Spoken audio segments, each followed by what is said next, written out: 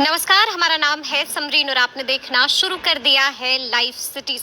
देखिए, 4 लाख नियोजित शिक्षकों की नजरें टिकी हुई थी कैबिनेट की बैठक की तरफ। आपको मालूम है कि बीते दिन अचानक से मुख्यमंत्री नीतीश कुमार ने कैबिनेट की बैठक बुला ली थी, जिसके बाद ये कयास लगाए जा रहे थे कि हो सकता है मुख्यमंत्री नीतीश कुमार नियोजित शिक्षकों को बड़ा तोहफा दे दे।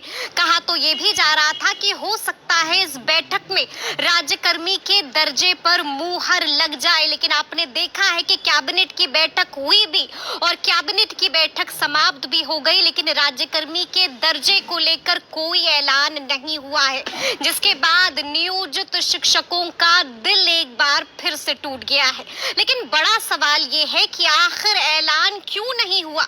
सवाल ये भी है कि अगर इस बार ऐलान नहीं हुआ तो आखिर नियोजित शिक्षकों को राज्यकर्मी का दर्जा कब मिलेगा। तो इन्हीं तमाम मौजुओं को लेकर हमने भी सीनियर जर्नलिस्ट लक्ष्मीकांत सजल जी से बातचीत की है, तो जरा सुनिए उन्होंने क्या कुछ बताया है। नमस्कार लक्ष्मीकांत सजल जी, समरीन बात कर रही हूँ लाइव सिटीज से।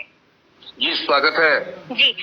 जैसे कि हम लोग देख रहे थे कि सूत्रों के हवाले से खबरें चल रही थी कि ये जो कैबिनेट की बैठक बुलाई गई है, इस बार जब कैबिनेट की बैठक बुलाई जाएगी तो राज्यकर्मी के दर्जे पर मुहर लग जाएगी, लेकिन हमने देखा कि इस बार भी अरमानों पर पानी फिर गया है।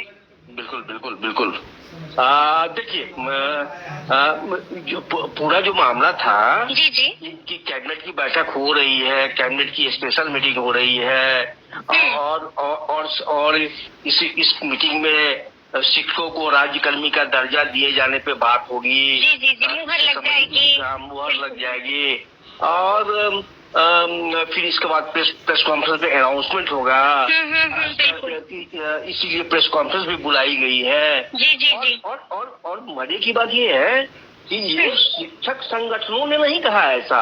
मतलब ये हवा जो थी ये मीडिया की बनाई हुई थी। बिल्कुल बिल्कुल हम लोग साफ हम लोग बार बार कर रहे थे, हम लोग बार बार कर रहे थे। लाइव सिटीज दिखा रहा था जो। बिल्कुल बिल्कुल बिल्कुल हम लोग बार बार कर रहे थे कि ट्यूसडे और फ्राइडे को कैबिनेट की मीटिंग होती है।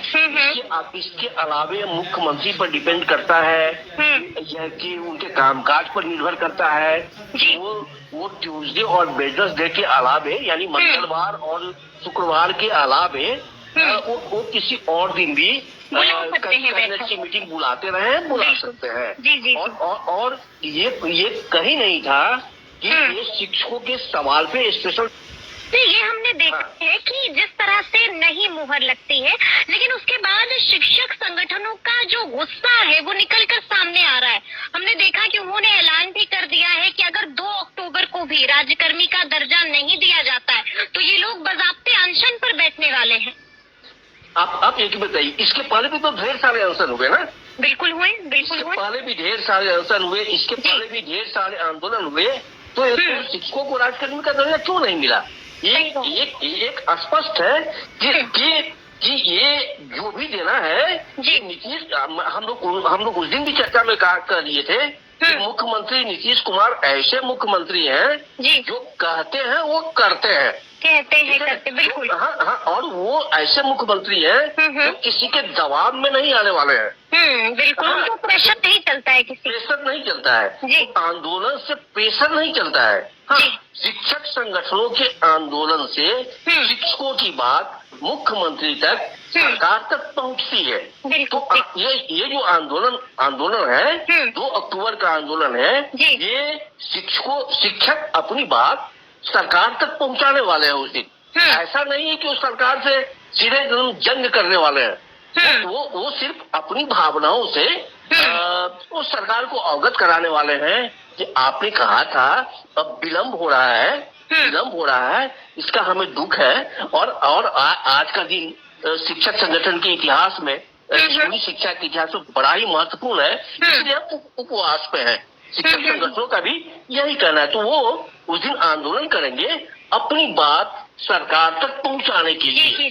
सिर्फ ये मकसद है उनका। अच्छा, लेकिन ये समझ में नहीं आ रहा है कि ये जो देरी हो रही है, क्योंकि लगातार जब मुख्यमंत्री साहब ने भी कह दिया है कि हम राज्यकर्मी का दर्जा देंगे, तो इस चीज को लेकर, लेकिन ये देरी की वजह समझ में नहीं आ रही है।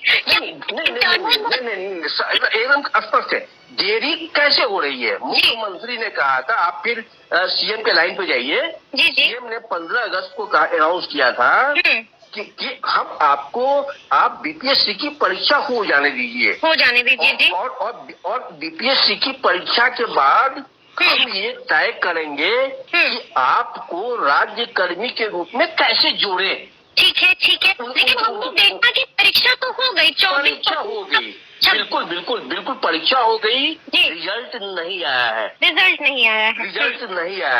ठीक है। तो ये जो पीरियड चल रहा है ना अभी, परीक्षा के बाद और रिजल्ट के पहले, ये जो यही वो पीरियड है कि जिसमें कुछ हो जाना है, हाँ, इसी पीरियड में होना है।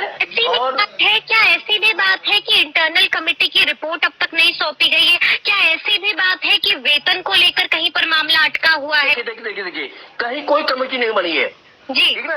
ये कमेटी कोई नोटिफिकेशन है नहीं। अगर कोई कमेटी है तो भैया नोटिफिकेशन दिखाइए ना। बिल्कुल। तो कहीं इस मामले में ये जो राज्य कर्मी का दर्जा दिए जाने का जो मामला है, जी, इस मामले में अब तक कहीं कोई कमेटी नहीं बनी है। ठीक है।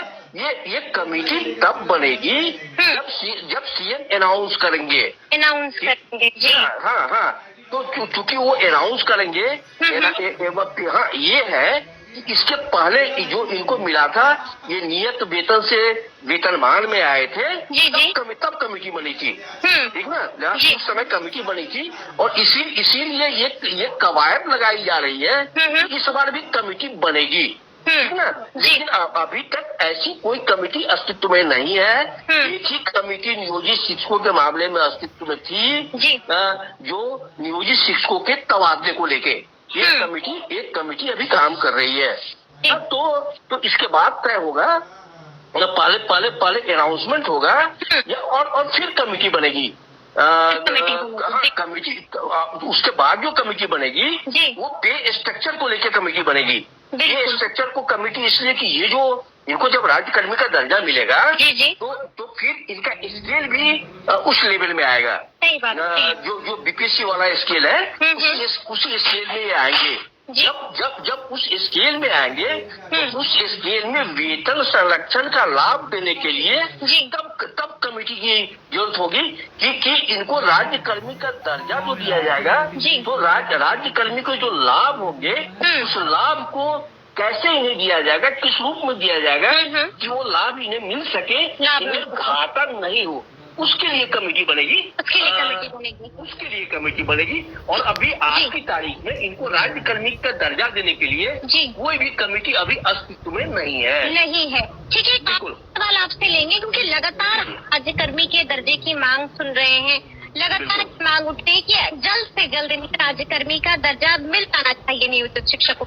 लेकिन ये ऐसे बहुत सारे लोग हैं जो ये नहीं जानते हैं कि अगर राज्यकर्मी का दर्जा मिल जाएगा तो आखिर लाभ क्या क्या होगा, क्या फायदा होगा, किस बात को लेकर ये मांग कर रहे हैं। हाँ, देखिए, राज्य कर्मी का दर्जा मिलने का सबसे बड़ा लाभ ये होगा कि ये सीधे राज्य सरकार के कर्मचारी हो जाएंगे। ठीक है।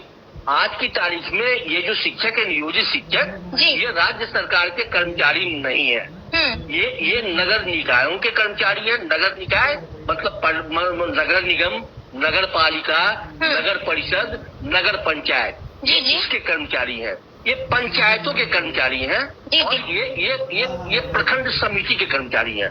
ठीक है, तो ये उनके कर्मचारी हैं। और जैसे ही राज्य कर्मी का दर्जा निकलेगा, इन्हें मिलेगा, तो ये वहाँ से बाहर निकल जाएंगे। ये नगर निकायों के कर्मचारी नहीं होंगे, नहीं कहे जाएंगे। पंचायत और प्रखंड समितियों के कर्मचारी नहीं कहे जाएंगे।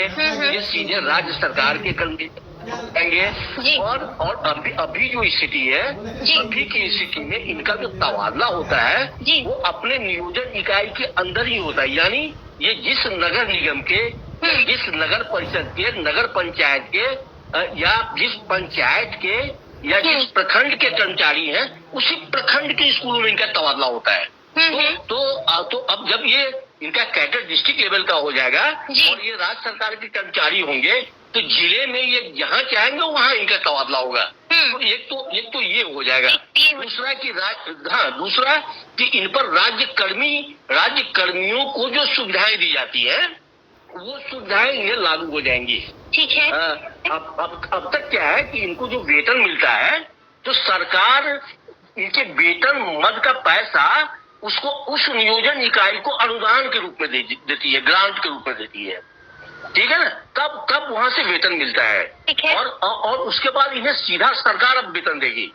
तो ये सीधे तौर पे सरकार के बोनाफाइड एम्प्लॉई हो जाएंगे। और दूसरा सबसे और सरकारी कर्मचारियों को जो फायदा है तो इनके अपने वेतन स्ट्रक्चर में वही फायदा इनको मिलेगा। तो पूरा लाभ इनको सरकारी कर्मचारियों के समान मिलेगा। पूरी सुविधाएं सरकारी कर्मचारियों के समान मिलेंगी। इनका कैडर बड़ा हो जाएगा, वो नियोजन इकाई से बाहर निकल के ये जिला डिस्ट्रिक्ट कैडर में आ जाएंगे। तो ये बहुत बड़ा बेनिफिट होगा। बहुत बड़ा बेनिफिट होगा जी। इन पर एक तरह से कहिए सरकार का लेवल लग जाएगा। सरकार का लेवल लग जाएगा। बिल्कुल। जी, बहुत शुक्रिया सर जी बात के लिए। जी, ठीक है, धन्यवाद। तो सुना आपने क्या कुछ बता रहे हैं लक्ष्य